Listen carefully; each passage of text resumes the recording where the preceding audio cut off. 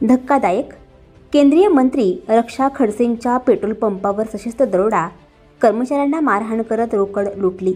जळगाव जिल्ह्यात एकीकडे चोरट्यांनी धुमाकूळ घातला असून यातच मुक्ताई नगरात केंद्रीय राज्यमंत्री रक्षा खडसे यांच्या मालकीच्या पेट्रोल पंपावर रात्री उशिरा सशस्त्र दरोडा टाकून पंपावरील कर्मचाऱ्यांना बेदम मारहाण करून 1 लाखाहून अधिक रक्कम लुटून नेल्याची धक्कादायक घटना समोर आली आहे. यावेळी दरोडेखोरांनी पेट्रोल पंपावर असलेल्या ऑफिसची तोडफोड देखील केली आहे. याबाबत सविस्तर वृत्त असे की मुक्ताईनगर तालुक्यात मुंबई-नागपूर महामार्गावर केंद्रीय क्रीडा व युवक कल्याण राज्यमंत्री रक्षा खडसे यांच्या मालकीचा रक्षा ऑटो फ्युएल्स नावाचा पेट्रोल पंप आहे. याच पंपावर 11:30च्या सुमारास 2 दुचाकीवर 5 जण आले होते. त्यांनी आजूबाजूला कोणी नाही हे लक्षात घेऊन पंपावरील प्रकाश माळी आणि दीपक खोसे या दोन्ही कर्मचाऱ्यांना बेदम मारहाण केली. तसेच त्यांच्या डोक्याला गावठी बंदूक लावून जवळपास 1 लाख रुपयांची रोकड त्यांच्याकडून हिसकावून घेतली.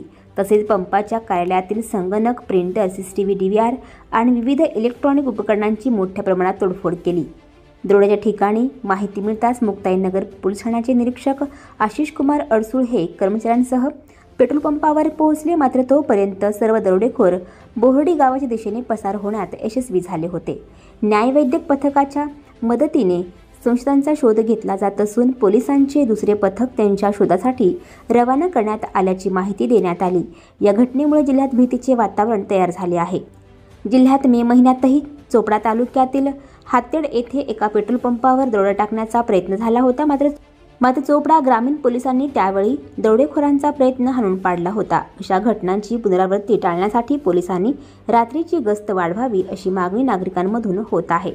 आणखी नवनवीन व्हिडिओ पाहण्यासाठी आत्ताच आमच्या स्टार TV9 चॅनलला सबस्क्राईब करा, लाईक करा, शेअर करा. Bureau report, star TV9 Jalgaon.